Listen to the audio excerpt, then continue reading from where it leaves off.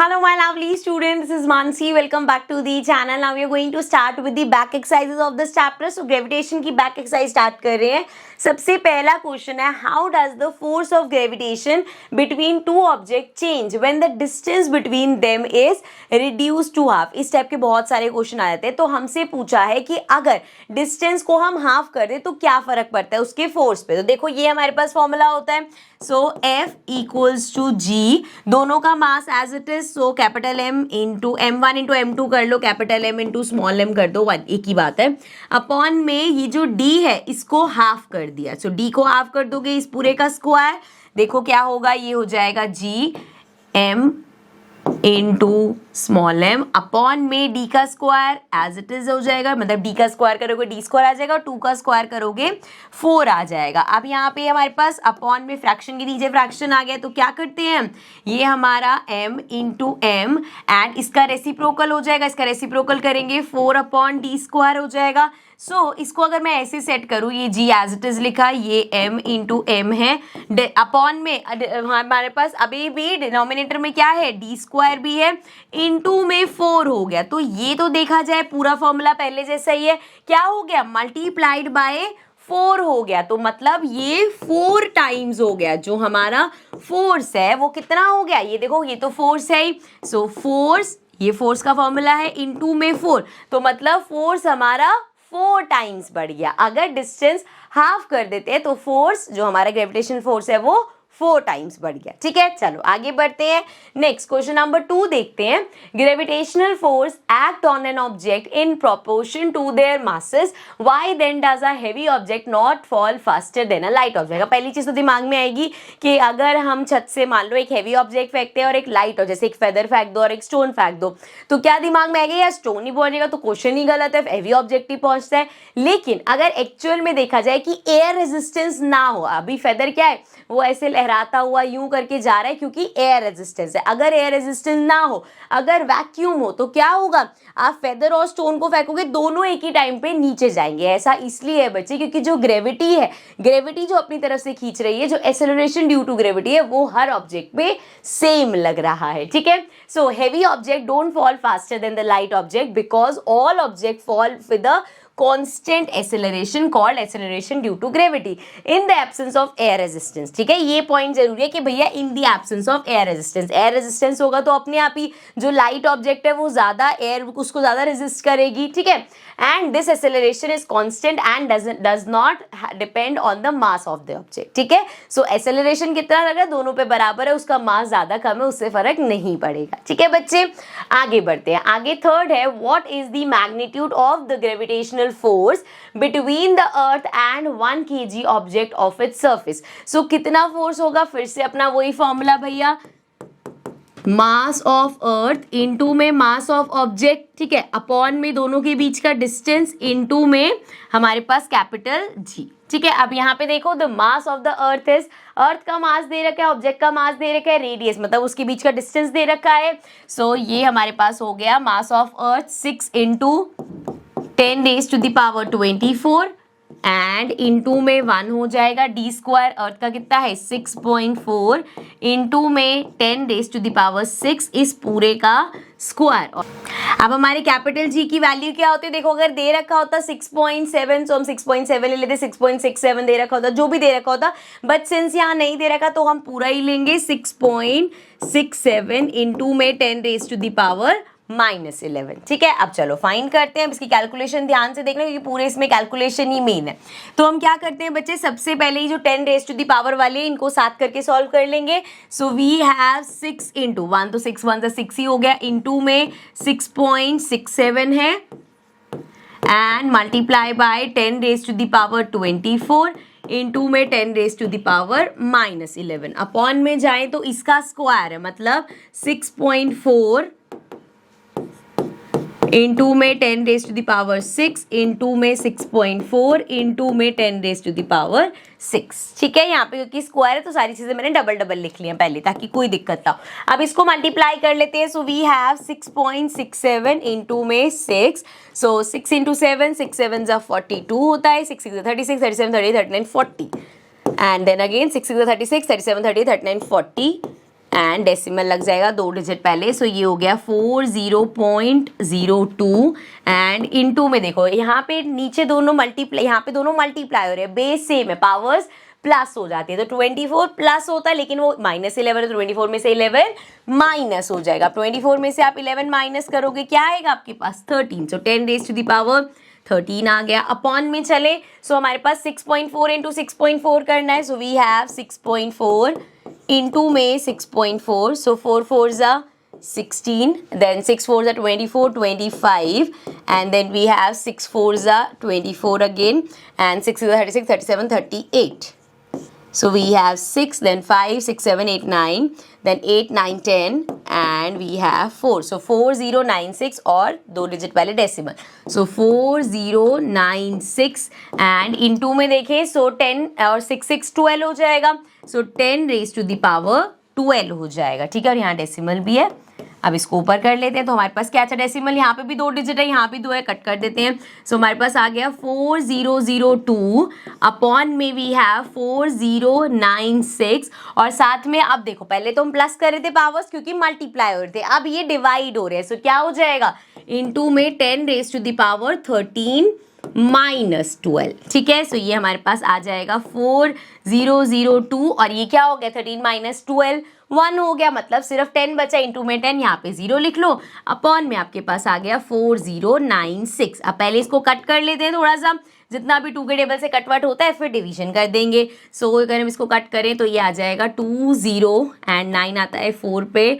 16 आएगा 8 पे, इसको करें सो ये हमारे पास आ जाएगा 20010, फिर से कर लेते हैं, ये आ जाएगा 1024 एंड इसको करेंगे तो ये आ जाएगा 1000 एंड ये आ जाएगा 5। तो आगे तो फर्दर कट तो नहीं होगा, तो हमें किसको डिवाइड करना है 1005 अपॉन में 1024। चलो भाई डिवीजन कर लेते हैं, तो 1024 को डिवाइड करना है 10005 से, तो आप स्टार्ट करेंगे। देखो पहले ही भैया बड़ा नंबर ये 9 से मल्टीप्लाई करके देख लो 1024 को 9 से, बिकॉज 10th ऑफ कोर्स इससे बड़ा ही है, तो 9 से करके देखते हैं। 9 4 जा वी हैव 36, 9 2 जा 18, 19 20 21 एंड 9 0 जा 0 प्लस 2 एंड 9 1 जा 9, सो ये आ गया 9216। 9 से किया हमने तो ये आ गया 9216, तो ये आ जाएगा 5, ये बेसिकली 15 हो जाएगा, सो 6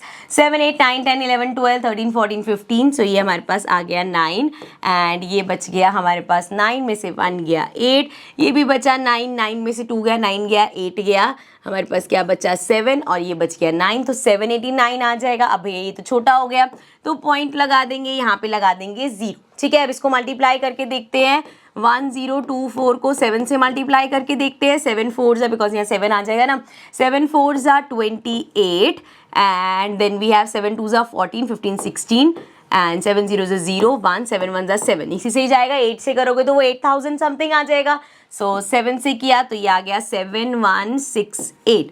अब माइनस कर लो, 10 में से 8 गया 2 आ गया हमारे पास, ये बचा 8, 8 में से 6 गया 6, 7 8 2 बचा हमारे पास, सो ये हो जाएगा 7 में से 1 गया हमारे पास बचे, सॉरी 8 में से 1 गया 7, सो फिर डेसिमल है ही 7220, फिर 7 से ही जाएगा, सो ये आ जाएगा 7168। इतना काफ़ी है, हमारे पास आ गया 9.77 और you can write it as 9.8, ठीक है, समझ में आ गया। सो ये आ गई हमारे पास जो उनके बीच में फोर्स है उसकी वैल्यू। अरे भाई कितनी कैलकुलेशन कर दी हमने। सो यहाँ पे हमने उनके बीच का जो फोर्स है उसको फाइंड करके दिखा दिया, ठीक है। I hope this is clear, समझ में आ गया होगा। चलो नेक्स्ट पर चलते हैं हम, नेक्स्ट क्वेश्चन पे, क्वेश्चन नंबर 4।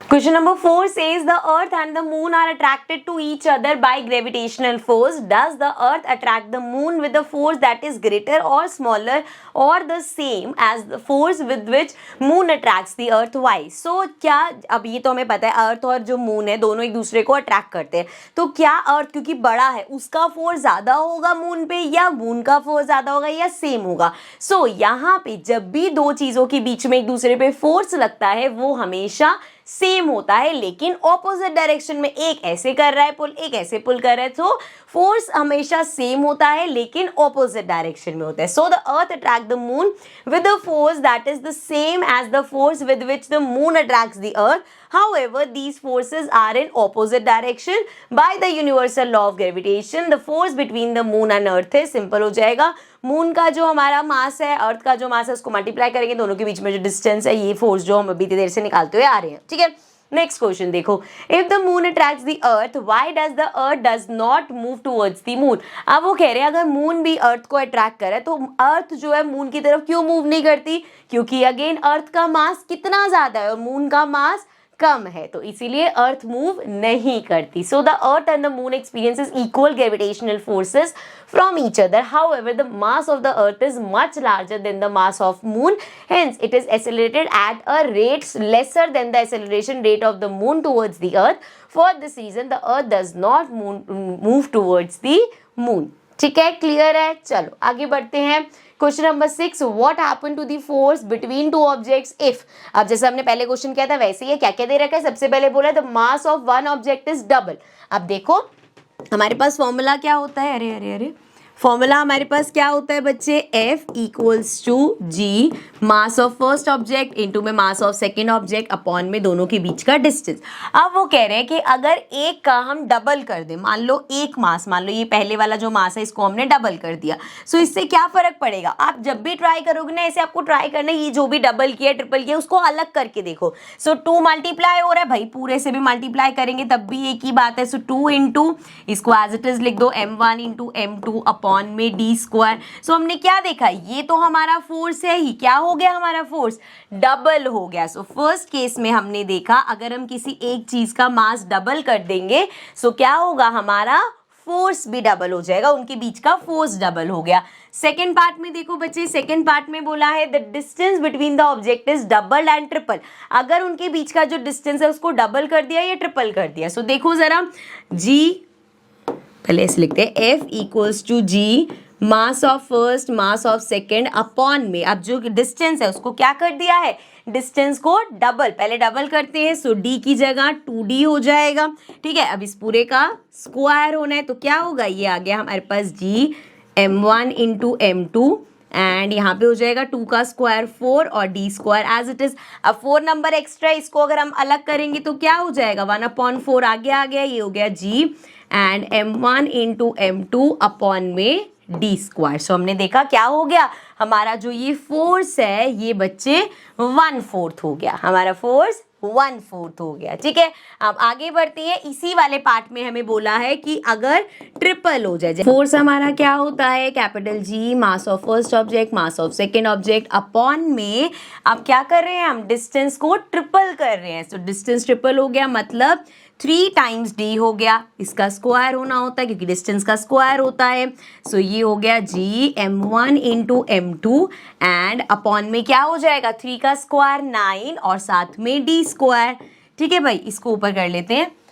सो अब देखो ये हमारे पास आ गया, अब अगेन 9, ये जो अपॉन में 9 है इसको आगे ले आओ, ये हो जाएगा 1/9 इंटू में g m1 into m2 upon में d स्क्वायर। सो क्या हुआ, हमारा जो फोर्स है उसका 1/9 हो गया। सो क्या होगा, अगर हम डिस्टेंस को 3 टाइम्स कर देंगे तो उनके बीच के फोर्स पे क्या इंपैक्ट पड़ेगा कि वो 1/9 हो जाएगा, ठीक है। लास्ट पार्ट देख लेते हैं इसका। थर्ड पार्ट में हमें क्या बोला है, the masses of both objects are double. अब दोनों ऑब्जेक्ट के मास को, फर्स्ट पार्ट में क्या किया था, एक के मास को डबल किया था, थर्ड पार्ट में कह रहा है वो दोनों के मास को डबल कर दिया। So F equals to G m1 into m2 upon में डी स्क्वायर एंड अब क्या बोला है, दोनों के मास को डबल कर दिए, इसको भी डबल हो गया और ये भी डबल हो गया। सो क्या होगा, अब देखो जरा, 2 2 जा मल्टीप्लाई हो रहा है सब कुछ, 2 2 जा 4, so 4 into G and m1 m2 and D square. So ये पूरा तो हमारा फोर्स ही है, क्या फर्क पड़ा कि वो 4 टाइम्स हो गया। So it is now 4 times. तो भैया अगर आप दोनों के मास को डबल करोगे तो वो 4 टाइम्स हो जाएगा, ठीक है, क्लियर है। चलिए नेक्स्ट क्वेश्चन पे।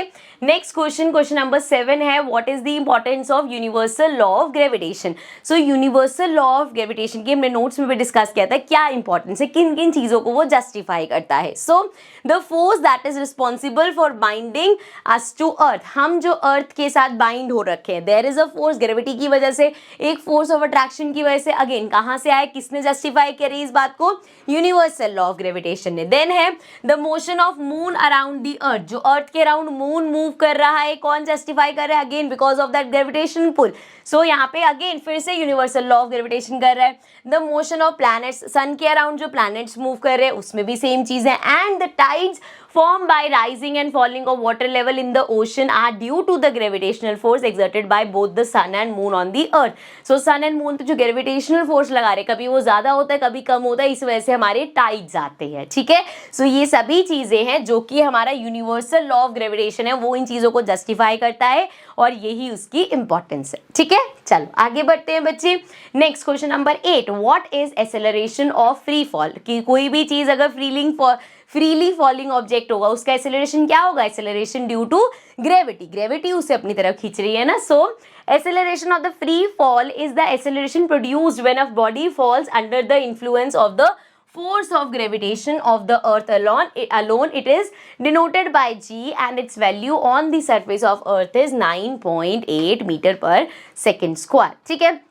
आगे बढ़ जाते हैं बच्चे। आगे 9th क्वेश्चन है, what do we call the gravitational force between the earth and the object? So earth और उसके बीच में, अर्थ और किसी ऑब्जेक्ट के बीच में ग्रेविटेशन को हम क्या बोलते हैं, the gravitation force between the earth and object को, किसी भी ऑब्जेक्ट का वेट जो होता है वो बेसिकली होता है अर्थ और उस ऑब्जेक्ट के बीच में कितना ग्रेविटेशन है। सो उसको हम क्या बोलते हैं, the gravitation force between the earth and the object is called weight. Weight is equal to the product of acceleration due to gravity and mass of object. कभी भी weight निकालना तो हम क्या करते हैं, किसी भी ऑब्जेक्ट का मास कितना है इनटू में हमारा acceleration due to gravity, ठीक है। चलो नेक्स्ट क्वेश्चन देखते हैं बच्चे। Question number 10, Amit buys a few grams of gold at the poles as per the instructions of one of his friends. He hands over the same when he meets him at the equator. अब यहाँ पे देखो उसने purchase कहाँ किया है, पोल पे, मिला कहाँ है वो उनको, इक्वेटर के आसपास, ठीक है। Will the friend agree with the weight of the gold brought, if not why.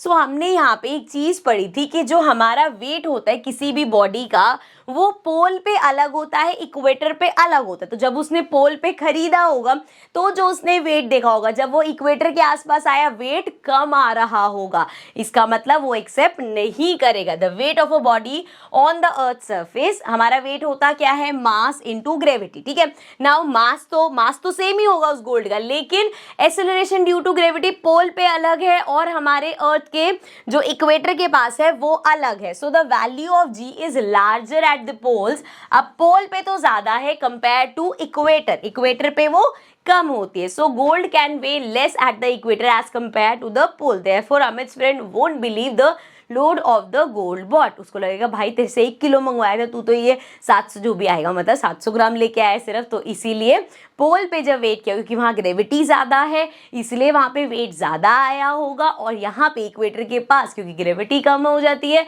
तो मतलब वैल्यू ग्रेविटी की कम हो जाती है, तो यहाँ पे इसका जो वेट है वो कम आएगा, ठीक है। चलें आगे देखते हैं next question. Question number 11, why will a sheet of paper fall slower than one that is crumpled into a ball. So एक पेपर लिया आपने और एक उसी पेपर किसी दूसरे पेपर की बॉल बनाई। अब यहाँ से बॉल फेंक रहे हो, यहाँ से पेपर फेंक रहे हो, बॉल क्या होगी, नीचे चली जाएगी। एयर क्या कर रही, जो हमारा पेपर है वो कैसे जा रहा है, आराम से फ्लो करे। क्यों फ्लो कर रहा है, बिकॉज ऑफ एयर रेजिस्टेंस। तो एयर रेजिस्टेंस की वजह से the surface area of crumpled paper ball is smaller than that of a sheet of paper. अब शीट ऑफ पेपर हमारा जो है उसका सरफेस ज्यादा है, एयर रेजिस्टेंस ज्यादा एक्सपीरियंस करेगा as compare to a crumpled ball. So there will be a lot of air resistance for the sheet of paper.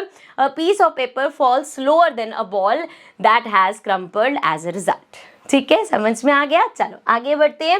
अब हमारे कुछ न्यूमेरिकल स्टार्ट हो रहे हैं, तो एक एक करके स्टार्ट करते हैं। Question number 12 says gravitational force on the surface of the moon is only 1/6 as strong as gravitational force on the earth. What is the weight in newton of a 10 kg object on the moon and on the earth. So भैया अगर हमें देखना है on earth, weight on earth, weight का formula क्या होता है, mass into में ग्रेविटी। सो मास कितना बोला है, कितना मास है 10 kg है, इनटू में ग्रेविटी कितनी है 9.8। सो ये आ जाएगा हमारे पास 98 newton. So weight on earth इतना है। अब वेट ऑन मून अगर आप निकालोगे तो वो क्या होगा 1/6 हो जाएगा जितना वेट ऑन अर्थ है, विच मीन्स 1/6 हो जाएगा किसका 98 का। ठीक है, सो यहाँ पे इसको कट कर लेते हैं। सो डायरेक्ट 6 के टेबल से ही कर लो, वैसे कुछ डेसिमल में ही आएगा, तो ये हो जाएगा 6 1 6 7 8 9 38 की जगह आएगा 6 6 36। बचा हमारे पास 20 से छोटा हमारे पास जाएगा 3 से कर लो 16.3 समथिंग आ जाएगा हमारे पास। ठीक है, also this will also be in newton. So weight on moon इतना होगा एंड वेट ऑन अर्थ 98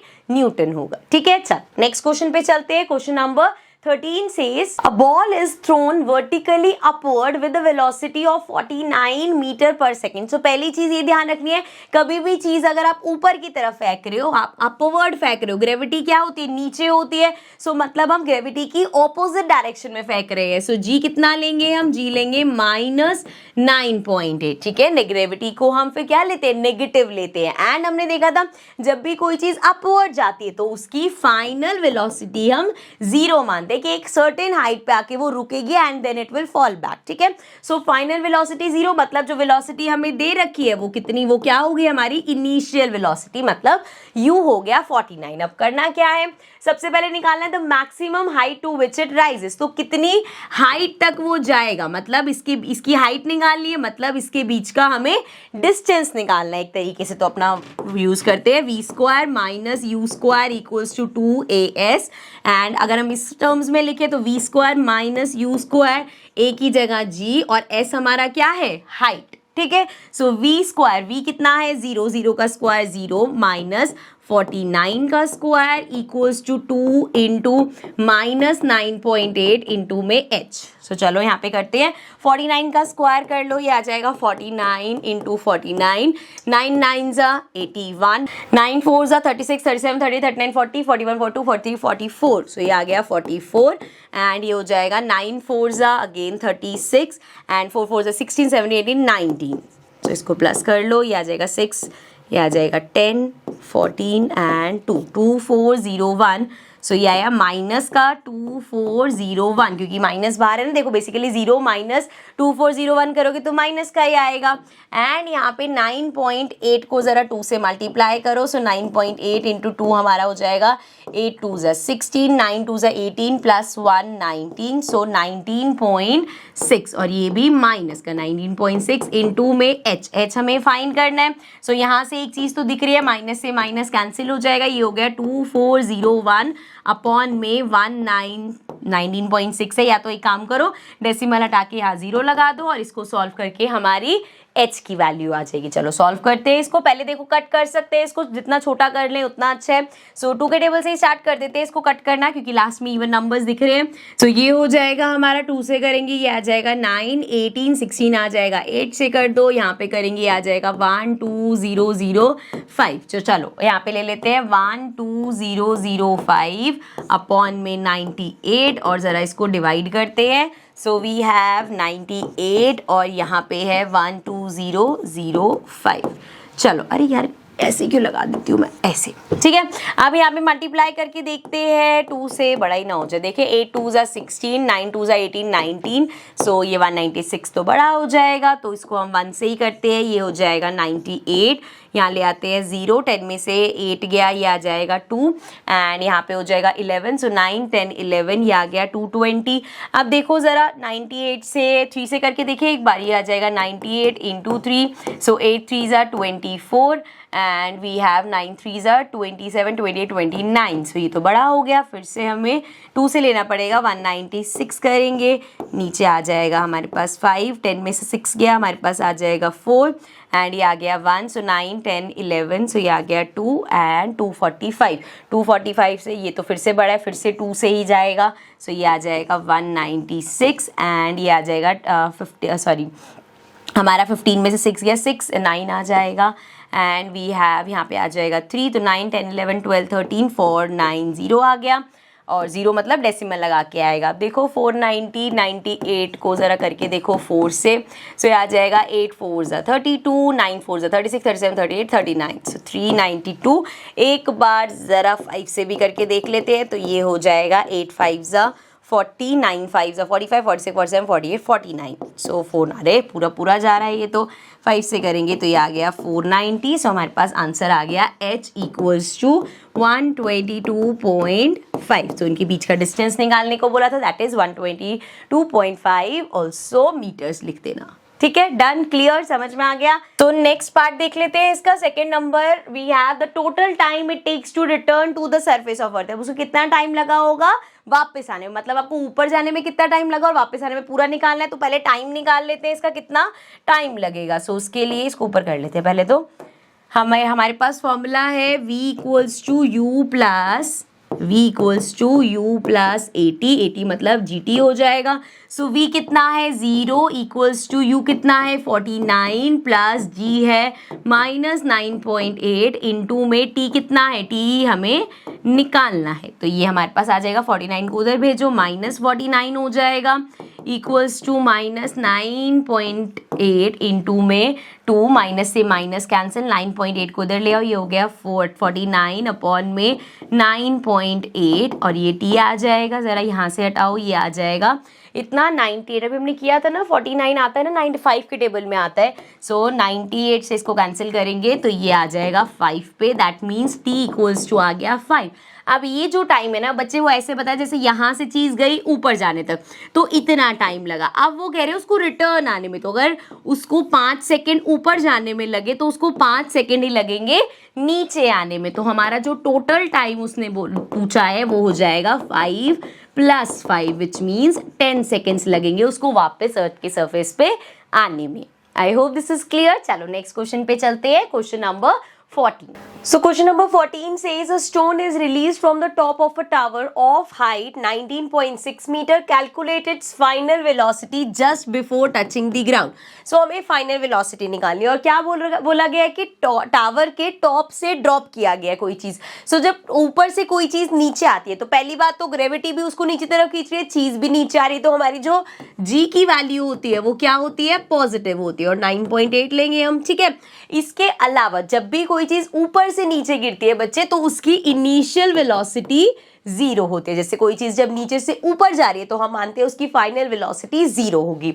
इसके अलावा हमें जो वो टावर है उस टावर की हाइट दे रखी है, कितनी हाइट दे रखी है 19.6, तो बेसिकली स्टोन ने इतना डिस्टेंस कवर किया। सो यहाँ पे हम मान लेंगे हमारा s कितना हो गया 19.6, इसके अलावा u हो गया 0 एंड g इक्वल्स टू +9.8। अब v निकालना है, कौन सा यूज कर सकते हैं, simple v² - u² equals to 2as। ठीक है, a मतलब g की वैल्यू, ठीक है, acceleration due to gravity. v कितना है हमारा, v हमें निकालना है, u कितना है 0 का square equals to 2 9.8 and s कितना है 19.6। अब ये तो हो गया v² - 0 का स्क्वायर 0 ही माइनस करके v² ही आ जाएगा हमारे पास इक्वल्स टू, अब इन सबको मल्टीप्लाई कर लेते हैं, 19.6 है ना कि 8 है ना।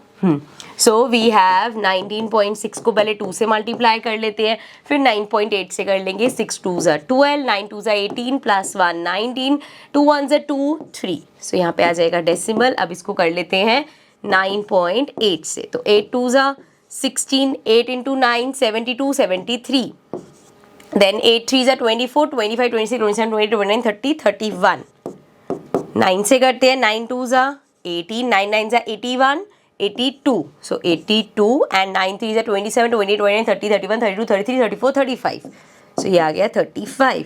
so ये हो गया जी 6 8 9 10 11, then 2 3 4 and then 5 6 7 8 and 3, so we have 38416, 38416। Also decimal देखो यहाँ पे 2 डिजिट पहले, सो यहाँ पे आ जाएगा डेसिमल। अब क्या करने की जरूरत है, हमें निकालना पड़ेगा, क्योंकि देखो ये v² की वैल्यू आई है, हमें चाहिए v की, तो ये चला जाएगा अंडर रूट में। ठीक है, सो इसका सॉल्व करते हैं, ये रब कर लेते हैं। चलो आप देखना स्क्वायर रूट ध्यान से समझना, वी हैव 384.16। ठीक है, सबसे पहले लगाते हैं बार।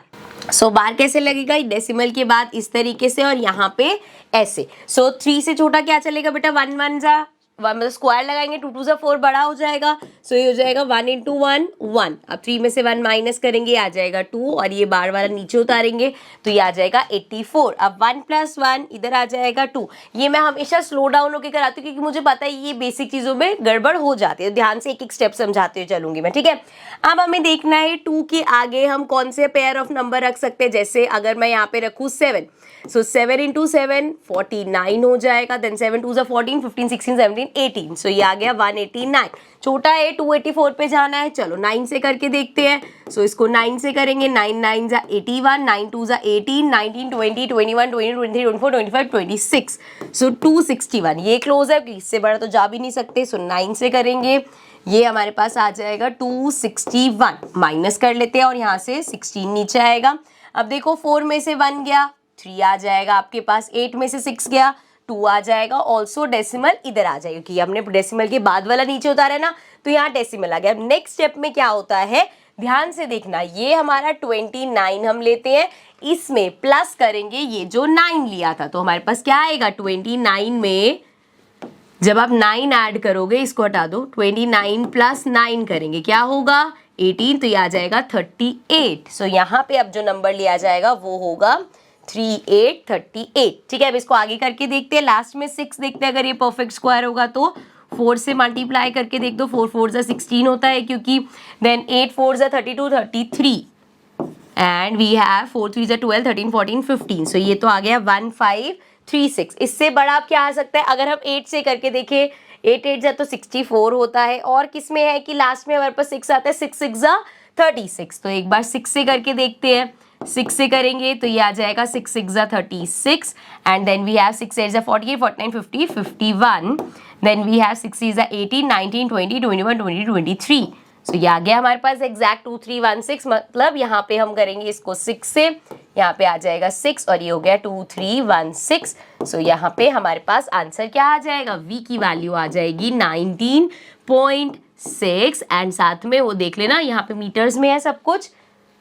एक मिनट चेक करो, सारी चीजें क्या है मीटर में दे रखा है, तो मतलब मीटर पर सेकेंड हो जाएगा। ठीक है, क्लियर है, समझ में आ गया। चलो आगे बढ़ते हैं नेक्स्ट क्वेश्चन पे, question number 50। A stone is thrown vertically upward with an initial velocity of 40 metre per second. So हमने देखा कि अब एक स्टोन को ऊपर की तरफ फेंका गया। जब भी स्टोन को ऊपर, मतलब ग्रेविटी तो नीचे को खींच रही है, आपने चीज को ऊपर की तरफ, मतलब ग्रेविटी के अगेंस्ट जा रहा है, तो जो हमारा जी होगा वो नेगेटिव होगा। ठीक है, इसके अलावा जब भी कोई चीज ऊपर जाती है तो हमें पता है कि फाइनल वेलोसिटी उसकी 0 होती है, कि एक सर्टेन हाइट पे पहुंच के वो चीज रुक जाएगी and then it will fall back. ठीक है, अब आगे देखो, टेकिंग g = 10। अब वो कह रहे हैं 9.8 की जगह 10 ले लो। आगे काफी सारे क्वेश्चन में हम भी ऐसे कर लेंगे, जहां लगेगा कैलकुलेशन बड़ी हो रही है तो हम लिख देंगे, मेंशन कर देंगे कि हम जो g की वैल्यू 9.8 की जगह 10 ले रहे हैं। ठीक है, ताकि हमारी जो कैलकुलेशन है थोड़ी सी सिंप्लीफाई हो जाए। ठीक है, इसके बाद बोल रखा है find the maximum height reach by the stone. So कितनी हाइट उसने, कितनी हाइट तक पहुंचा होगा ये हमें निकालना है, या हम सिंपल जो अपने मोशंस की जो है वो यूज कर रहे हैं इक्वेशंस, उसके हिसाब से कहे तो हमें यहाँ पे s फाइंड करना है कि उसने कितना डिस्टेंस ट्रेवल किया होगा। ठीक है, नाउ व्हाट इज दी, आगे पूछा है what is the net displacement and the total distance covered. So इस बाद में आते हैं सेकंड पार्ट पे, अभी पहले s निकालते हैं। तो देखो v हमें पता है, g पता है, s पता है, u हमें गिवन है 40। सो देयरफॉर हम अपना वही वाला जो लास्ट क्वेश्चन में यूज किया है, v² - u² = 2as। v कितना है 0, 0 का स्क्वायर माइनस u कितना है बच्चे 40, तो ये आ जाएगा 40 का स्क्वायर इक्वल्स टू 2। a हो गया हमारा 10 लेकिन माइनस का, एंड s हमें फाइंड करना है। सो ये हमारा हो जाएगा 0 में से, देखो 0 में से कोई भी चीज माइनस हो रही है, माइनस का ही आएगा। सो ये हो जाएगा 40 का स्क्वायर 4 4 = 16 और 0 ये भी 2 हो जाएंगी, लेकिन -1600। ठीक है, इक्वल्स टू यहाँ पे देखो 10 × 2 कर दो 20 आएगा, लेकिन माइनस का 20s हो गया, माइनस से माइनस कैंसिल हो गया। यहाँ पे 1600 है, अपॉन में 20 मल्टीप्लाई हो रहा है, इधर आके डिवाइड हो जाएगा। सो ये हमारा हो गया, इसको कैंसिल कर लेते हैं 80। सो डिस्टेंस कितना आ गया हमारे पास 80 आ गया। ठीक है बच्चे, आप देखो जरा आगे क्वेश्चन का नेक्स्ट पार्ट में क्या बोला है। ये हमारे पास जो है बेसिकली ये एस क्या रिप्रेजेंट कर रहा है, हाइट, कि उसकी जो हाइट है वो कितनी है, 80 है। सो हाइट हमारे पास आ गई 80 मीटर्स। ओके, आगे देखो what is the net displacement. Net displacement याद है आपको, डिस्टेंस और डिस्प्लेसमेंट में हमने डिफरेंस देखा था। जैसे कोई चीज यहां से गई यहां तक, यहां से गई ऐसे, यहां से गई ऐसे, और अगर हम इसका डिस्टेंस निकाल रहे हैं तो हम क्या करेंगे, this plus this plus this, ये होता है डिस्टेंस निकालना। लेकिन अगर हमें डिस्प्लेसमेंट निकालनी है तो हम कहते हैं, ऐसे देखते हैं डायरेक्ट कि भैया यहां से चीज शुरू हुई यहां पे आके खत्म हुई, तो अब उनके बीच में कितना डिस्टेंस है, वो उसका डिस्प्लेसमेंट हो गया। अब अगर हम स्टोन की बात करें तो देखो स्टोन यहां पे था, आपने इसको ऊपर की तरफ फेंका, ठीक है, अब वो सर्टेन हाइट पे पहुंचने के बाद वापस यहीं पे आ गया, तो जहां से वो स्टार्ट हुआ वहीं पे आ गया, मतलब डिस्प्लेसमेंट 0 हो जाएगा, कि वो जिस जगह पे था वहीं आ गया, तो डिस्प्लेसमेंट हमारा 0 हो जाएगा। So displacement equals to 0 metre. इसके अलावा उन्होंने बोला है कि कितना उसने डिस्टेंस ट्रेवल किया। अब डिस्टेंस की जब बात करोगे, देखो यहाँ पे समझो पहले स्टोन गया यहाँ से यहाँ तक, ऊपर हाइट तक पहुंचा, कितना हाइट था, 80, तो मतलब 80 मीटर उसने कवर किया। फिर यहाँ से वो नीचे वापस भी 80 आया, तो टोटल डिस्टेंस कितना हो गया, टोटल डिस्टेंस हो गया 80 प्लस 80 विच इज 160, तो टोटल डिस्टेंस ट्रेवल हो गया 160 मीटर एंड डिस्प्लेसमेंट हमारी हो गई 0। ठीक है, क्लियर है, आगे बढ़ जाए। नेक्स्ट क्वेश्चन देखते हैं, question number 16। Calculate the force of gravitation between the earth and the sun given that the mass of earth कितना दे रखा है, अर्थ का मास हमें दे रखा है बच्चे 6 × 10⁻24 and the sun equals to, sun का मास कितना दे रखा है, सन का मास है 2 × 10⁻30। आगे बोला है the average distance between the two is, distance कितना है इनके बीच में 1.5 × 10⁻11। हमें निकालना है इनके बीच का फोर्स, तो हमारा फॉर्मूला क्या होता है, हमारा ये जो universal constant G and mass of first object into में mass of second object upon में उनके बीच के डिस्टेंस का स्क्वायर। ठीक है, सो सारी वैल्यूज यहाँ पुट कर लेते हैं एंड इस क्वेश्चन में सिर्फ कैलकुलेशन है। अच्छा, सबसे पहली चीज भाई G की वैल्यू क्या थी हमारी, क्योंकि क्वेश्चन में दे नहीं रखी तो आपको याद ही रखनी है, ये तो 6.67 × 10⁻11। ठीक है, आप दोनों के मास को मल्टीप्लाई कर दो। अब यहाँ पे देखो ये बाहर है, समझ लो न्यूमरेटर का ही पार्ट हो गया। यहाँ पे देखो we have 6 × mass of first object मतलब अर्थ का ले लो 10⁻24 इनटू में सेकेंड ऑब्जेक्ट क्या है हमारा सन, सो 2 × 10⁻30 अपॉन में डिस्टेंस का स्क्वायर मतलब 1.5 × 10⁻11 इस पूरे का स्क्वायर करना है। ठीक है, चलो अब कैलकुलेशन थोड़ा सा ध्यान से देखते रहना। इसको ऐसे कर लेते हैं, तो देखो हम सबसे पहले क्या करते हैं, जितने पावर्स वाले हैं इनको साथ कर लेंगे। देखो 10 10 10, अब बेस सबका सेम है, मल्टीप्लाई हो रहे हैं आपस में तो पावर्स ऐड हो जाएंगी। सो ये आ गया हमारे पास 6.67, यहाँ पे है 6 और यहाँ पे है 2 और 10 के पास देखो पहले है हमारे पास -11 प्लस 24 प्लस 30। ठीक है, ये सारे ऐड हो जाएंगे, वो माइनस वाला है तो इसलिए नेगेटिव है तो इसलिए वो सब्ट्रैक्ट होगा। अपॉन में देखो इसका स्क्वायर करना है, स्क्वायर कैसे करोगे, देखो एक तरीका तो ये है 1.5 का, जैसे 15 का स्क्वायर पता है 225 होता है 2.25 कर सकते हो, या इसको सिंपल रखो 1.5 × 1.5। ठीक है, स्क्वायर कर रहे हैं ना, डबल हो गया, ऐसे 10⁻11 × 10⁻11। ठीक है, ऐसे कर लेते हैं। अब देखो क्या क्या चीजें हम कैंसिल आउट कर सकते हैं। सो देखो अगर यहाँ पे कुछ कट रहा है तो ये 15 है, ये कट सकता है, 3 के टेबल से कर रहे हैं अगर हम तो 3 2 6 हो जाएगा, इसको कट करेंगे 3 5 15 आता है तो ये हो जाएगा 0.5। इसके अलावा देखो 6 6 ये तो हमारा किसी से नहीं कटेगा तो इसको यहीं तक ही छोड़ देते हैं। आगे देखो हम क्या कर सकते हैं, इसको अब सॉल्व करते हैं।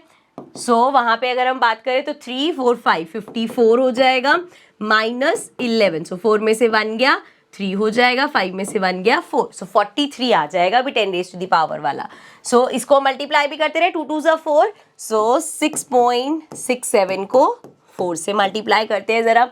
सो 7 4 28, then 6 4 24, 25 26, then we have 6 4 24 again, 25 26, और यहाँ पे हमारा डेसिमल लग जाएगा 2 डिजिट पहले, सो वी हैव 2668, सो ये आ गया 2668, यहाँ पे डेसिमल है।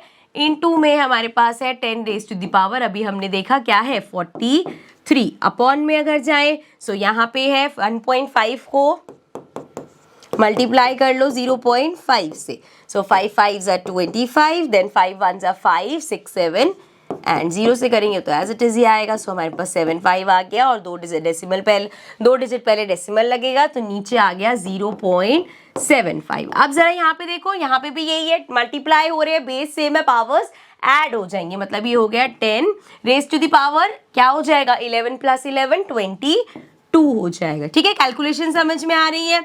चलो अब इसको ऊपर कर लो। अब देखो, जैसे हमने देखा कि पावर्स हैं जो हमारे बेस सेम थे, मल्टीप्लाई हो रहे थे, तो हमने पावर्स को ऐड किया। अब यहाँ पे बेस सेम है, क्या हो रहा है लेकिन डिवाइड हो रहा है, तो पावर्स सब्ट्रैक्ट होती है, तो देयरफॉर ये हमारे पास बचेगा 26.68, अपॉन में रख लो 0.75, इनटू में हो जाएगा 10 रेज टू द पावर 43 में से 22 माइनस। ठीक है, क्लियर है। अब यहाँ पे इसको सॉल्व करने के 2 तरीके हैं, या तो आप ऐसे ही डिवीजन कर लो, अगर डेसिमल्स में लगता है यार गलती हो जाती है तो हम सिंपल क्या करेंगे भाई, 2 डिजिट यहाँ पे 2 डिजिट यहाँ, तो डायरेक्ट ही हो रहा है, अगर कम ज्यादा भी हो तो जीरोस लगा के कट कर लेते हैं, बट ये तो दोनों ही बराबर है, सो एक ही बात है, तो ये आ गया जी 2668, अपॉन में आ गया 75, इनटू में 10 रेज टू द पावर, अब माइनस करना है, 3 में से 2 गया 1, 4 में से 2 गया 2, सो ये आ गया 10 रेज टू द पावर 21। अब हमें बस फाइनल डिवीजन करना है, यहाँ पे डिवीजन कर लेते हैं एंड देन आंसर आ जाएगा। ओके, सो वी हैव 75 और ऊपर है 2668। चलो स्टार्ट करते हैं। ये उल्टा क्यों लग जाता है? हाँ जी, तो देखो जरा 75 का डबल 153 से करके देखो इसको, 75 इंटू 3 करते हैं, 5 3 14 हो जाएगा, सॉरी 5 3 15 हो जाएगा हमारे पास, एंड ये आ जाएगा 7 3 21 22, सो 225। आगे अगर मैं करके देखूँ 4 से तो वो बड़ा ही हो जाएगा, सो 5 4 20 से 28 29 30, 300 आ गया, मतलब 3 से करेंगे तो ये आ जाएगा 225।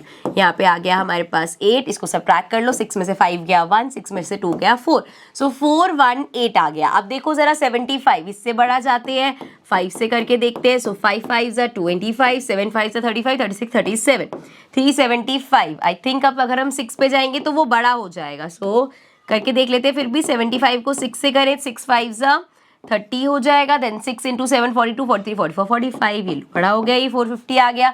सो 5 से करेंगे, सो 5 से किया, हमारे पास आया 375। अब कैरी करने के लिए तो कुछ नहीं बचा, ये हो जाएगा 8 में से 5 गया 3 आ जाएगा, एंड देन 7 8 9 10 11, तो ये आ गया हमारे पास 4 एंड 43 डेसिमल लगाया, ये हो जाएगा 430। अब यहाँ पे देखो फिर से अगर मैं 6 से करना चाहूँ तो बड़ा ही है, फिर से 5 से ही करना पड़ेगा, 5 से करेंगे ये आ जाएगा 375, ये हमारा हो जाएगा 10 में से 5 गया 5, ये बचा 12, सो 7 8 9 10 11 12, तो ये आ जाएगा हमारे पास 5 एंड अच्छा ये तो कैरी हो ही गया, तो 55 बचा, फिर से डेसिमल लगा दो, यहाँ से करेंगे 450 है एक तो ऑप्शन, 7 पे भी चल लेते हैं, 7 से करेंगे 7 5 35, देन 7 7 49 50 51 52, सो ये आ गया 525 ले सकते हैं, तो मतलब 7 से किया हमने, ये आ गया 525 एंड ये मोर देन इनफ है यार, 2 डेसी आगे निकाल लिया हमने, तो ये आ गया हमारे पास 35.57 इंटू में 10 रेज टू द पावर 21। अब यहाँ पे जरा एक चीज देखना, पहले मैं ये जो एक्स्ट्रा है इसको रब कर देती हूँ, सो ये कैलकुलेशन हटा देते हैं। यहाँ पे जो हमारी स्टैंडर्ड फॉर्म होती है, जब हम ऐसे लिखते हैं 10 रेज टू द पावर साथ में, तो आपने यूजली नोटिस किया होगा जो डेसिमल है हमेशा वो फर्स्ट प्लेस के बाद आता है, तो कोई बात नहीं, अगर हम डेसिमल इधर शिफ्ट करेंगे, तो अगर मैं इसको लिखना चाहती हूँ 3.557, तो क्या होगा, बेसिकली इसको क्या चाहिए, इंटू 10 करना पड़ेगा आपको, इंटू 10 करोगे तो ये क्या हो गया, 10 एक और आ गया, तो ये 22 आ गया। ठीक है, समझ में आया, हमने ये क्या किया, डेसिमल को यहाँ पे शिफ्ट किया है। ठीक है, समझ में आ गया, सो ये हमारे पास आ गया answer. Okay, let's get to the next question. So next question number 17 है हमारे पास. This is one of the most important question. बहुत बच्चों को इसमें डाउट होता है, इसका कंसेप्ट ढंग से समझना फिर तुम्हें इजी लगेगा, ठीक है. और अपनी कैलकुलेशन को इजी करने के लिए पहले मैं बता देती हूँ, जो जी की वैल्यू जो हम यहाँ पे यूजली 9.8 होती है, लेकिन यहाँ पे अपनी कैलकुलेशन को सिंपल करने के लिए हम जी की वैल्यू 10 लेंगे, ठीक है. चलो आप स्टार्ट करते हैं क्वेश्चन, ध्यान से समझना. So a stone is allowed to fall from the top of a tower 100 metre high. So यहाँ पे हमारे पास एक टावर है जिसकी हाइट दे रखी है हमें 100 मीटर, ठीक है. अब एक स्टोन है जिसको हम कह रहे हैं कि वो ऊपर से यहाँ पे गिर रहा है. सो स्टोन नीचे की तरफ आ रहा है, ठीक है. यहाँ पे एक स्टोन था टावर के टॉप से नीचे की तरफ आ रहा है. At the same time, another stone is projected vertically upward from the ground. अब क्या किया है, जब इसको ऊपर से नीचे फेंका, उसी टाइम पे एक स्टोन को ग्राउंड से ऊपर की तरफ फेंका गया है, ठीक है.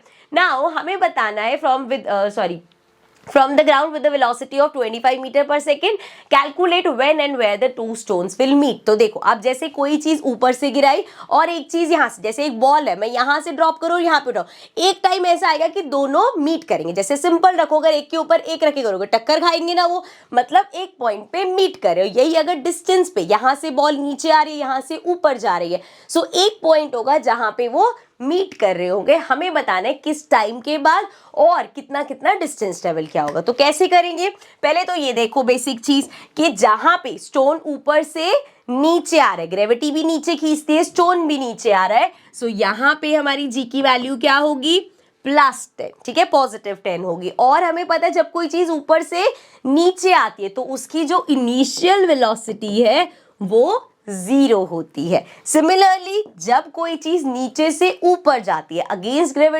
ग्रेविटी उसे नीचे खींचे, लेकिन आपने फोर्स लगा के उसे ऊपर भेजा है. सो यहाँ पे हमारा जी क्या हो जाएगा, -10. जी नेगेटिव हो जाता है. और जब भी कोई चीज ऊपर जाती है तो क्या होता है, उसकी फाइनल वेलोसिटी 0 होती है, ठीक है. ये बेसिक चीजें हमें पता है. अब दोनों ही केसेस में सबसे पहले हम निकाल लेंगे इस वाले को, इसको स्टोन 1 नाम दे देते हैं कि ये पहला स्टोन हमारा, और इसको बोल देते हैं ये हमारा सेकंड स्टोन है. सो यहाँ से S1 और S2 मतलब कितना कितना डिस्टेंस इन्होंने ट्रेवल किया है वो निकाल लेते हैं, ठीक है. सो पहले हम निकाल रहे हैं स्टोन 1 का, ठीक है भाई. तो स्टोन 1 में हमारे पास देखो क्या है, U है, G है, और ये तो पूरा डिस्टेंस दे रखा है और कुछ नहीं है. सो हम क्या करेंगे, कौन से फॉर्मूले से निकालेंगे, हम निकालेंगे अपना S वाला फॉर्मूला. S वाला हमारा एक फॉर्मूला होता है UT + GT स्क्वायर,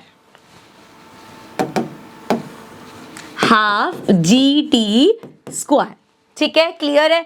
अब देखो यहाँ पे, अब आप सोच रहे हो कि यार ना तो हमारे पास T है और ना ही हमारे पास S है, तो हमारे पास प्रॉपर आंसर तो नहीं आएगा. क्या आएगा, पहली चीज तो इसको S1 बोलेंगे. सो ये U कितना है, 0, तो ये T तो हमारा 0 ही हो जाएगा, प्लस ½ G कितना लिया, पहले केस में पॉजिटिव है, एंड साथ में T स्क्वायर. तो देखो जरा, ये तो 0 × T करेंगे 0 हो जाएगा, प्लस 2 से इसको कैंसिल करेंगे, ये आ जाएगा 5, तो ये आ गया 5T स्क्वायर. या हम कह सकते हैं S1 हमारा आया है 5T स्क्वायर, ठीक है. ये आ गई हमारे पास मान लो पहली इक्वेशन.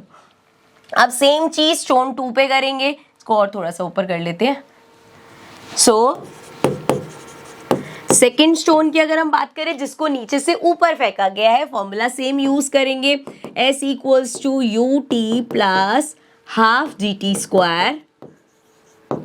सो अब देखो हमारे पास अगेन टाइम तो इसमें भी नहीं है, लेकिन इस केस में U हमारे पास कितना है, देखो क्वेश्चन में दे रखा था, बोला था ना किस वेलोसिटी के साथ फेंका, 25 दे रखा है. तो यहाँ पे इस केस में हमारे पास ये आ जाएगा 25, साथ में T + ½ G कितना है, 10 है, लेकिन माइनस का -10, और साथ में T square as it is, because T की वैल्यू हमारे पास नहीं है, तो इसको कैंसिल करेंगे, ये आ जाएगा 5. सो हमारे पास आ गया, ये है 25T माइनस, क्योंकि यहाँ माइनस का साइन है ना, -5T स्क्वायर. ये आ गई हमारी S2 की वैल्यू. सो हमारे पास S1 और S2 आ गया, ठीक है. अब दोनों का डिस्टेंस आ गया हमारे पास. कुछ डिस्टेंस हम कह रहे हैं स्टोन 1 ने कवर किया, कुछ डिस्टेंस स्टोन 2 ने कवर किया. टोटल डिस्टेंस अगर हम देखें, जितना इसने किया और जितना इसने किया, टोटल डिस्टेंस कितना होगा, जितना डिस्टेंस इस टावर का है। सो यहाँ से मैं कह सकती हूँ, देखो एक बार मैं इसको एक्सप्लेन करती हूँ। जैसे हम मान लो इस पॉइंट पे कहीं पे वो मीट कर रहे, तो हम कह रहे देखो हमने निकाला कि इसने कितना डिस्टेंस ट्रेवल किया और उतनी देर में इसने कितना डिस्टेंस ट्रेवल किया। अब अगर इसका डिस्टेंस जो ट्रेवल हुआ है और इसका डिस्टेंस जो ट्रेवल हुआ है, इसको और इसको अगर हम प्लस करेंगे तो क्या है, इस पूरे का आएगा। पूरा कितना है, 100 है। तो यहां से आई कैन से कि ये जो मैंने दो डिस्टेंस निकाले हैं S1 और S2, इनको अगर मैं प्लस करूंगी तो 100 आएगा। ये इक्वेशन आप लोगों को समझ में आ गई कि कुछ डिस्टेंस स्टोन 1 ने कवर किया, कुछ डिस्टेंस स्टोन 2 ने कवर किया, टोटल डिस्टेंस उनका 100 हो जाएगा क्योंकि टावर में भैया डिस्टेंस ही इतना है। ठीक है, सो यहां से आप जरा वैल्यूज पुट करना। S1 कितना है 5t² प्लस S2 कितना है 25t minus 5t² equals to 100। अब देखो ये 5t² ये प्लस का माइनस का कैंसिल हो जाएगा। यहाँ पे क्या बचा हमारे पास, थोड़ा सा ऊपर कर लेते हैं। यहाँ पे बचा 25t equals to 100 and t हमारे पास आ गया 100 अपॉन में 25 कैंसिल कर दो, ये आ जाएगा 4। सो t हमारे पास आ गया 4 सेकेंड्स। अब ये तो उन्होंने पूछा ही था, क्या क्या दो चीजें पूछी थी उन्होंने, व्हेन एंड वेयर पूछा था। सो व्हेन, अब कितनी देर बाद मीट हो गए वो, 4 सेकेंड्स के बाद। सो t हमारे पास आ गया 4 सेकेंड।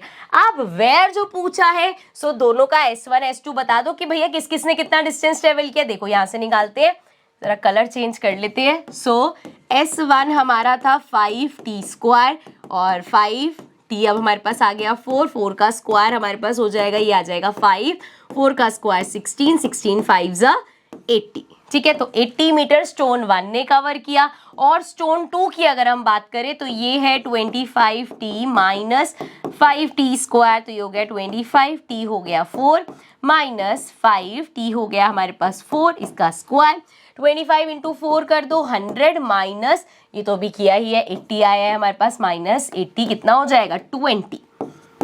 सो देयरफॉर यहाँ पे समझो जरा 80 मीटर्स किसने ट्रेवल किया, जैसे ये स्टोन था ना, सो 80 मीटर मान लो ये यहाँ से नीचे की तरफ आ रहा था तो 80 मीटर तक ये आ गया, स्टोन यहाँ पे था और जो दूसरा स्टोन नीचे से ऊपर जा रहा था मान लो उसने 20 मीटर किया और फिर यहाँ पे वो एक लेवल पे आ गए और यहाँ पे मीट हुए और ये काम कब हुआ 4 सेकेंड्स के अंदर। So when and where, when in 4 seconds and where, तो इसने 80 मीटर कवर किया और उसने 20 मीटर कवर किया। ठीक है, क्लियर है। अगर ये क्वेश्चन समझ नहीं आया वीडियो को रिवाइंड करो, फिर से धीरे धीरे बेसिक समझो, कंसेप्ट क्लियर हो जाएगा, फिर क्वेश्चन इजी लगेगा। ठीक है, चलो अभी के लिए चलते हैं अपने नेक्स्ट क्वेश्चन पे, question number 18। A ball thrown up vertically returns to the thrower after 6 seconds, find सबसे पहले the velocity with which it was thrown, then the maximum height reach and its position after 4 seconds. अब हमें यहाँ पे सबसे पहली चीज जो इस क्वेश्चन में गलती होती है वो ये है कि हमें दिख रहा है कि भैया टाइम दे रखा है, सो हम अपना ले लेंगे t हो गया 6 सेकेंड्स, बट ये गलत होगा। क्यों गलत होगा बच्चे, देखो यहाँ पे बोला है जैसे मेरे हाथ में बॉल है, मैंने बॉल फेंकी और बॉल मेरे हाथ में वापस आ गई, तो बॉल मेरे हैंड से ऊपर गई और फिर वापस मेरे हाथ में आ गई। ठीक है, सो ये जो दे रखा है टोटल टाइम दे रखा है कि ये प्रोसेस होने में 6 सेकेंड लगे, लेकिन एक्चुअल में हमें पता जितना टाइम उसको ऊपर जाने में लगा उतना ही नीचे आने में, तो अगर टोटल 6 लगे मतलब ऊपर जाने में उसको 3 सेकेंड लगे होंगे एंड वापस नीचे आने में 3 सेकेंड लगे होंगे। सो इसका ब्रेकडाउन कैसे होगा, 3 + 3, मतलब जब हम चीजें निकालेंगे तो हम t क्या लेंगे 3 लेंगे, क्योंकि भैया 3 सेकेंड उसको ऊपर जाने में लगे और 3 सेकेंड नीचे आने में लगे। ठीक है, आप देखो जरा the velocity with it was thrown. So पहली चीज यहाँ पे वो समझ लो कि चीज जब भी अपवर्ड जाती है, तो जब भी अपवर्ड जाती है तो क्या होता है, क्योंकि पता है एक सर्टेन हाइट पे आके रुकेगी तो फाइनल वेलोसिटी 0 होती है एंड g हमारा नेगेटिव होता है, तो क्योंकि आपने ग्रेविटी के अगेंस्ट भेजा है। अब यहाँ पे अगेन कैलकुलेशन को सिंप्लीफाई करने के लिए 10 ले लेते हैं वैल्यू। ठीक है, क्लियर है। चलो फर्स्ट केस में हमें निकालनी है वेलोसिटी, मतलब हमें क्या निकालना है, we have to find the value of u हमें फाइंड करना है। अब देखो यहाँ पे v है g है, u किस फॉर्मूले से निकाल सकते हैं, simple, so v equals to u plus 80, ए मतलब जी की वैल्यू। सो वी कितना है यहाँ पे 0 है, यू हमें फाइंड करना है, ए हमने लिया -10 एंड टाइम कितना लगा 3 सेकेंड, क्योंकि अभी हम कैलकुलेट कर रहे हैं ऊपर जाने वाली चीज, सो उसमें उसको 3 सेकेंड ही लग रहे हैं। सो ये हमारे पास हो जाएगा u प्लस थोड़ी माइनस का आएगा 30। सो अब जरा -30 को उधर भेज देंगे तो बेसिकली u की वैल्यू आ गई हमारे पास 30 मीटर पर सेकेंड। ठीक है, सो पहले पार्ट में हमें ये निकालना था।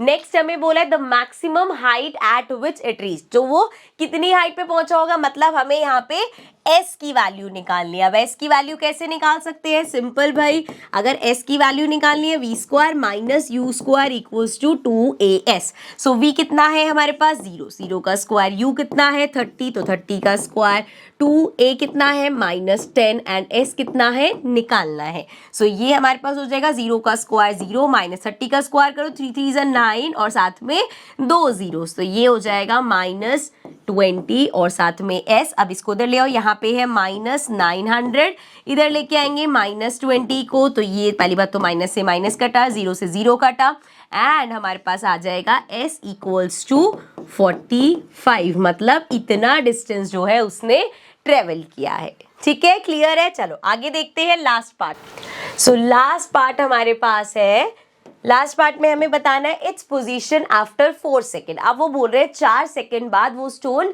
कहाँ पे होगा। तो देखो जरा, पहली चीज तो यही समझो कि स्टोन पहले 3 सेकेंड में क्या हुआ, वो यहाँ से टॉप पे पहुंचा, तो 3 सेकेंड तो यहाँ लग गए। अब हमें देखना है बचे हुए 1 सेकेंड में उसकी पोजीशन कहाँ होगी। 3 सेकेंड में ऊपर पहुंचा, अब वो नीचे आने लग गया, तो 1 सेकेंड में, क्योंकि देखो हमें 3 सेकेंड तो हमें 4 सेकेंड बाद पूछा है, 3 सेकेंड में तो वो टॉप तक पहुंचा जो उसकी मैक्सिमम हाइट है। अब वो नीचे आना शुरू हो गया, तो हमें बताना है 1 सेकेंड ही बचा, 3 सेकेंड तो ऊपर जाने में लगे, तो 1 सेकेंड उसको नीचे आने में लगा, तो टाइम हमारा इस बार हो गया 1 सेकेंड। अब यहां से हम निकालेंगे कि अब उसने कितना डिस्टेंस ट्रेवल किया होगा। सो यहाँ पे ले लेते हैं थर्ड पार्ट। सो कौन सा फॉर्मूला यूज करेंगे, s equals to ut plus half gt square.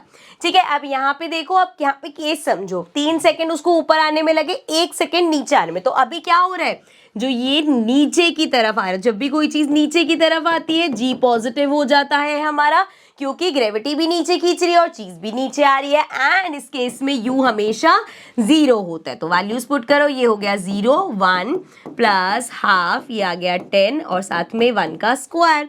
So ये हो गया जी 0 प्लस हाफ इंटू 1 का स्क्वायर, तो 1 ही हो जाएगा, इसको कैंसिल करेंगे, ये आ गया 5। सो 5 प्लस 0, ये हमारे पास आ गया 5 मीटर, मतलब 4 सेकेंड में उसने 5 मीटर डिस्टेंस कवर किया है। ठीक है, चलें नेक्स्ट क्वेश्चन पे चलें। सो नेक्स्ट थ्योरी का क्वेश्चन है, in what direction does the buoyant force of an object emerge in a liquid act. कुछ बॉइंट फोर्स हमेशा कैसे लगती है, upward direction, vertically upward direction. So the buoyant force on an object that is emerge in a liquid will be in a vertically upward direction. Next question देखते हैं, question number 20। Why does a block of plastic when release under water comes up to the surface of water. जब हम कोई block लेंगे plastic का और उसको पानी में डालने की कोशिश करेंगे तो वो ऊपर आ जाता है, ऐसा क्यों होता है। सिंपल सा इसका कंसेप्ट है, कोई भी चीज हमारी अगर पानी में आप डाल रहे हो और वो ऊपर की तरफ आ रही है, मतलब उसकी डेंसिटी पानी से कम है, और अगर उसकी डेंसिटी पानी से ज्यादा होती है तो वो सिंक कर जाती है। इस केस में प्लास्टिक की बात हुई, that means water has a higher density than plastic, पानी की डेंसिटी प्लास्टिक की डेंसिटी से ज्यादा है। So therefore consequently the buoyant force exert on the plastic block will surplus its weight, therefore the plastic block will accelerate in an upward direction, the plastic block therefore reaches the water surface. ठीक है, क्योंकि उसमें बॉइंट force लगता है, उसकी density क्योंकि कम है तो वो फोर्स से वो ऊपर आ जाता है। ठीक है, क्लियर है। चलो नेक्स्ट देखते हैं, अगेन हमारे पास न्यूमेरिकल है, क्वेश्चन नंबर 21। सो अभी जो क्वेश्चन नंबर 21 है ना, ये हमारा डेंसिटी, एक पूरा ना टॉपिक था पहले रिलेटिव डेंसिटी, सो उसका न्यूमेरिकल था, लेकिन अब यहाँ पे वो टॉपिक तो कट गया, लेकिन आपकी एनसीईआरटी में दोनों क्वेश्चन, इसके बाद वाला भी यही है, तो मैं आपको समझा देती हूँ, ऐसा कुछ नहीं है कि नहीं आ सकता, बड़ा बेसिक सा क्वेश्चन है। देखो क्या बोला है इसमें, the volume of 50 gram of a substance is 20 centimetre cube. So भैया वो बोल रहे किसी चीज का वॉल्यूम है कितना वॉल्यूम है 20 सेंटीमीटर क्यूब और उस चीज का मास कितना है 50 ग्राम्स, उसका मास है 50 grams. Now if the density of water, water की डेंसिटी हमें दी है कि वाटर की डेंसिटी है 1 gram centimetre cube. Now will the substance float और सिंक। अभी मैंने आपको लास्ट क्वेश्चन में बताया कि कोई भी ऑब्जेक्ट फ्लोट या सिंक करता है उसकी डेंसिटी कंपेयर करते हैं। अगर तो पानी से उसकी डेंसिटी ज्यादा है तो वो सिंक कर जाएगा, अगर पानी की डेंसिटी से उसकी डेंसिटी कम है तो वो फ्लोट करता रहेगा। तो इस केस में ये जो ऑब्जेक्ट है हमें इसकी डेंसिटी फाइंड करनी पड़ेगी। अब डेंसिटी का फॉर्मूला क्या होता है देखो, अगर इसके एसआई यूनिट देखोगे ना आपको पता चल जाएगा। ये हमारी मास की यूनिट होती है और ये हमारे वॉल्यूम का यूनिट होता है। तो देयरफॉर मास अपॉन में वॉल्यूम, सो डेंसिटी का फॉर्मूला होता है बच्चे मास अपॉन में वॉल्यूम। अब इस क्वेश्चन में दोनों चीजें दे रखी है। मास कितना दे रखा है ऑब्जेक्ट का, मास दे रखा है 50 अपॉन में वॉल्यूम कितना दे रखा है 20। 0 से 0 कैंसिल करेंगे, 5/2 हमारा हो जाएगा 2.5, साथ में वही ग्राम पर सेंटीमीटर लिख लो या सेंटीमीटर माइनस √3 लिख लो, इट्स √3 लिख लो, it's one of the same thing. तो यहां से पता क्या चला कि डेंसिटी ऑफ ऑब्जेक्ट जो है वो ज्यादा है डेंसिटी ऑफ वाटर से, बिकॉज वाटर की डेंसिटी तो सिर्फ 1 है, इसकी डेंसिटी 2.5 है क्योंकि इसकी डेंसिटी पानी से ज्यादा होगी। सो देयरफॉर ये क्या करेगा, ये सिंक कर जाएगा क्योंकि जो उस पर बॉइंग फोर्स लग रहा है वो इतना ज्यादा नहीं लग पाएगा क्योंकि उसकी डेंसिटी पानी से ज्यादा है, इसलिए वो सिंक कर जाएगा। ठीक है, क्लियर है। चलो लास्ट क्वेश्चन भी देख लेते हैं, question number 22। The volume of a 500 gram sealed packet is 350 centimetre cube. So volume हमें दे रखा है 350 सेंटीमीटर क्यूब और साथ में हमें क्या बोला है, हमें बता दिया उसका मास कितना है 500 ग्राम्स। आगे सेम क्वेश्चन पूछा है विल द पैकेट फ्लोट और सिंक, तो फ्लोट करेगा या सिंक करेगा ये कैसे पता चलेगा, इसकी डेंसिटी निकाल के। So in water if the density of water कितना है 1 gram centimetre minus cube. Now what will be the, चल नेक्स्ट पार्ट पे बाद में चलेंगे, पहले ये निकालते। तो हमें यहाँ पे क्या निकालना है, हमें निकालनी है डेंसिटी इस पैकेट की कितनी होगी। अभी हमने देखा मास अपॉन में वॉल्यूम होता है, तो मास कितना है बच्चे 500 है एंड वॉल्यूम कितना है 350 है। 0 से 0 कैंसिल किया, ये 5 से हो जाएगा, गया 10 7। अब जरा देखो 7 को 10 से करके देखो, सिंपल 7 1 जा 7 हो जाएगा, बचा 3 पॉइंट लगाओ, 34 से किया 28 आ जाएगा, देन अगेन ये बन जाएगा 22 से करोगे 14, तो ये चलता जाएगा। सो हम कह लेते हैं 1.42 हमारे पास आ गया। सो अब डेंसिटी कितनी आई है, density of packet is 1.42। So density packet की ज्यादा है वाटर से, तो देयरफॉर क्या होगा, सिंक होगा। कोई चीज पानी से अगर उसकी डेंसिटी ज्यादा है तो वो सिंक करते, यही डेंसिटी अगर 0 पॉइंट समथिंग आ जाती, कम आ जाती, तो हम कहते कि वो फ्लोट करती। ठीक है, अब देखो सेकेंड पार्ट में क्या पूछा है, what will be the mass of water displaced by this packet, कितना मास ऑफ वाटर बाहर आएगा। तो जैसे ये आपके पास इसमें मान लो पानी था और इसमें आपने वो पैकेट डाला। सो हमने आर्क्यूमेंट प्रिंसिपल में देखा था कि भैया कितना पानी डिस्पर्स होगा, जितना इसका ये जो चीज है जितना इसका वॉल्यूम है उतना ही वॉल्यूम ऑफ वाटर आपका बाहर जाएगा। सो देयरफॉर हम यहाँ पे कह सकते हैं वॉल्यूम ऑफ पैकेट, ये जो पैकेट था इसका जितना वॉल्यूम था उतना ही वॉल्यूम ऑफ वाटर डिस्प्लेस होगा। सो वॉल्यूम ऑफ पैकेट कितना था 350 सेंटीमीटर क्यूब, तो मतलब इतना ही वाटर 350 सेंटीमीटर क्यूब जो है इतना ही पानी हमारा बाहर गिरा होगा। अब दिमाग में आएगा कि यार हमसे तो क्या पूछा है, वॉल्यूम नहीं पूछा, मास पूछा है, तो भी बड़ी सिंपल सी चीज है यार। अगर आपको वॉल्यूम पता चल गया कि इतना वॉल्यूम ऑफ वाटर है, वैसे तो यहाँ पे सेम ही होगा इस केस में, क्योंकि हमें पता है डेंसिटी का क्या फॉर्मूला होता है बच्चे, डेंसिटी का फॉर्मूला होता है मास अपॉन में वॉल्यूम। अब अगर वाटर की डेंसिटी की बात करोगे तो वाटर की डेंसिटी 1 होती है, मास हमें अगर निकालना है, वॉल्यूम हमें पता है 350 है। सो इसको यहाँ भेजोगे तो मास भी कितना आएगा 350, तो मतलब 350 ग्राम्स ऑफ वाटर जो है वो डिस्प्लेस होगा। ठीक है, आई होप अच्छे से समझ में आ गया होगा। इसी के साथ हमारी बैक एक्सरसाइज होती है कंप्लीट और ये चैप्टर भी होता है कंप्लीट। आई रियली होप आपने अच्छे से क्वेश्चन समझे होंगे, न्यूमेरिकल्स अच्छे से देख लिए होंगे। बाकी एक्स्ट्रा क्वेश्चंस भी हम करेंगे बट बाद में, बट अभी के लिए आई एम वेरी हैप्पी कि हमने चैप्टर को खत्म कर दिया है। कमेंट सेक्शन में आप मुझे बताओगे कि अब आपको फाइनली ग्रेविटेशन चैप्टर कैसा लग रहा है, अभी भी मुश्किल लग रहा है या अब थोड़ा सा इजी हो गया है। ठीक है, so now I see you in the next video with the new chapter. तब तक के लिए टाटा बाय बाय।